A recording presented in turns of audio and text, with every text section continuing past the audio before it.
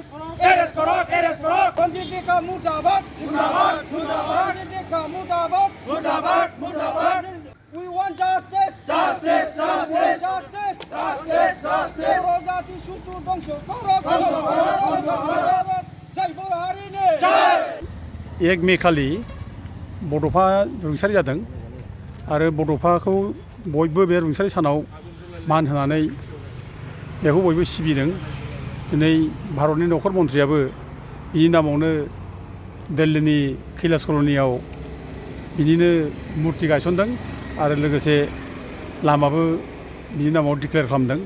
दा बेबायदि एथ' गोथार फोरबोआव जायखौ बर' हारियानो मडेल माने बर'नि आइकन होनना बुंनो लायो, रल मडेल होनना बुङो। बे बड'फाखौ दिनै सासे असमिया उग्रबादि, असमिया जाथियताबादि, सासे शभिनिस्ट असमिया रन्जित देखा मुंनि पाठशाला स्कुलाव मावनाय मास्टार, बियो बड'फा उपेन्द्र ब्रह्मखौ टेररिस्ट होनना बुंदों। बेखौ माने सन्त्रासबादि होनना बुंदों। बमा बारुदनि गेजेरजों गुबुन गुबुन जाथिनि गेजेराव मोनसे माने भयंकर मोनसे परिबेस लाबोदों होननानै बे ससियेल मिडियायाव बुंदों, गावनि फेसबुक पेजाव बुंदों। दा जों बेखौ मोननानै आसरित मोनदों। दा जायखौ जोङो बयबो बड'फा होननानै गनायबाय, जाय बड'फा बर'निनो हारिनिनो दैदेनगिरि, जायखौ बयबो गनायो। दा दिनै बे बड'फाखौनो जुदि बेबायदि एथ' गाज्रि बुंनो हाबायब्ला बे बर' जाथिखौ अफुङा खालामनाय जाबाय, बर' जाथिखौ हेव खालामनाय जाबाय। बेनिखायनो बे मानसिया बर' जाथिनि सत्रु, बे रन्जित देखा बर' जाथिनि सत्रु। दा बेखायनो जोङो बे सत्रु रन्जित देखाखौ जोङो केस होनाय जाबाय। दहाय जों क'क्राझार थानायाव थांनानै केस फाइल खालामनाय जाबाय, FIR होबाय। दा जनजाति सुरक्षा मन्चजों लोगोसे जोंना बनसुनि दैदेनगिरि बिथांमोनाबो FIR खालामनाय जाबाय आरो मैया इतिमধ্যे ट्राइबेल स्टुडेन्टस इउनियनाबो केस FIR खालामबाय। दा जों बिनि एगेन्सै केसखौ जों बेयावनो दोनाब्लानो आरोबाव जों गुबुन गुबुन थानाफ्रावबो जों होगोन आरो जोंनि जिसिबां संगठननि दैदेनगिरिफोर दङ बिथांमोना होजोबगोन गुबुन गुबुन माने थानाफ्रावबो। बेनि थाखाय जों थियारि जानानै दं। आरो लोगोसे जोङो बयखौबो खावलायो जे बेबादि बर' जाथि सत्रु बेखौ जोङो ल'रै थानो होनो नाङा। दिनै जोङो बे माने शभिनिस्ट असमियाफोरनि थाखायनो, गरामि असमियानि थाखायनो, दिनै उग्रबादि असमियानि थाखायनो बर' जाथिया गोदोनिफ्रायनो नासयजाबोदों, हेव खालामजादों। जेरावनो मोनो बेयावनो सै लै खालामजादों। जों जायगा मोनाखै मोजाङै, जों थांनानै थानो हायाखै मोजाङै, जोंखौ सुख सान्थि जोंखौ दोनाखै। दा जोंखौ बिदिनो हेव खालामदों, मुगैदों। आरो दिनै बड'फा उपेन्द्र ब्रह्मआ जिउ गोमानानै थांबाय, रुंसारि जालांबाय। बे रुंसारि जानायखौबो दिनै सान्थि दोननो होला बिसोरो। दा एथ' गाज्रि, एथ' मुगैथाव। दा ओंखायनो जों दिनै दसे आगोल रन्जित देखानि जोङो फुथ्लाबो सावनाय जाबाय। दा जों बिनि गेजेरजों जों मिथिनो सानदों जेसेबां बर' माने जाथि बिर'धि, बर' जाथिनि हेंथा, बिसोर जाहाथे सत्रुफ्रा मिथियो जोंनि सेन्टिमेन्टखौ जाहाथे बिसोरो गनायो, रेसपेक्ट खालामो, बेखौ मिथिदों। ओंखायनो जों दिनै बिनि बेरेखा जोङो फुथ्ला सावनाय जाबाय।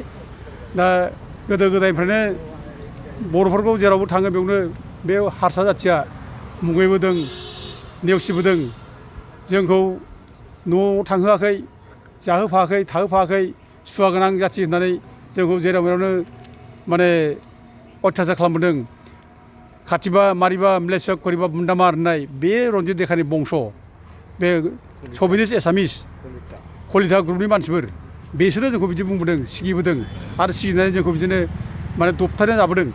बेखायनो दिनैनि दिनाव जों बे बर'फ्रा गिग्रा मानसि नङा, गिया। जों अननायनि बेरेखा जोङो जुजिगोन।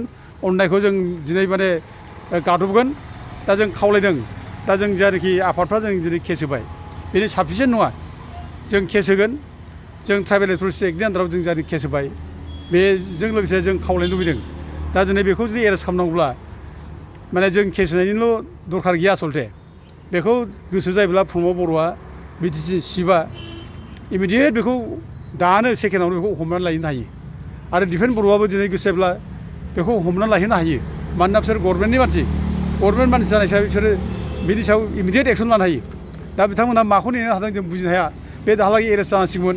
थांनाय 1 थारिखआवनो जिहेतु एफा गाज्रि कमेन्ट होदों बे एफा गाज्रि खोथा बुंदों दा बेखायनो बेखौ दिनै जेलावसो जों नुनांगोन दा दिपेन बर'मोनहा प्रमद बर'मोनहा मानो सिरि थादों बेखौ जों माने दिनै साननो गोनां जादों दा जाय हक जोङो रायजो राजा आफाफ्रा जोङो बे मुगैनाय नेवसिजानाय बेनिफ्राय जोङो माने मुक्ति मोननांगोन जों गोख्रों जानांगोन जाहाथे जोंखौ मुगै मोना जोंखौ जाहाथे जोंखौ हेव हेव खालामनो हाया दा असमिया जाहाथे माला फैया बुंनो थाङोब्ला जोंनि बर' राजा दुर्लभ नारायणआसो 13 सेन्सुरियाव बै खायन' खुबजानिफ्राय सारगत बामन सारगत कायस्थ' लाबोदों बे सारगत बामन सारगत कायस्थ'नि गेजेरावनो दंमोन बे लन्दाबर दन्दाबर सन्दिबर ओमफ्राय लोगोसे शंकरदेबनि बंश दा बेफोर बंशनिफ्रायनो दिनै शंकरदेबा असमिया जाथि मोनसे गठन खालामदों दा दिनै बे जोंनि उनावसो थाफैनाय आसामाव जोंनि जायगायावसो थाफैनाय जोंनि राजा लाबोनाय बे दिनै बंशआ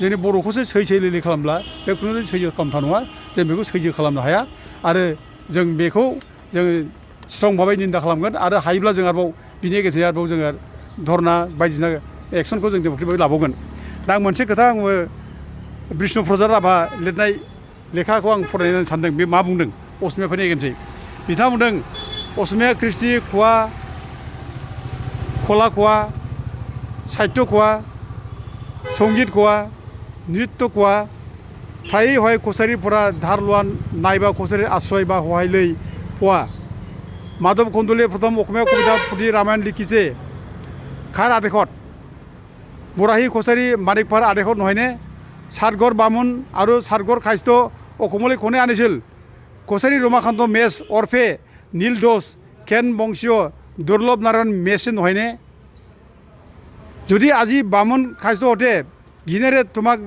সেই লৈ কৰে কবা বভাহত এতিয়া আমাক ঘিন দেখি ঘিন কৰিছা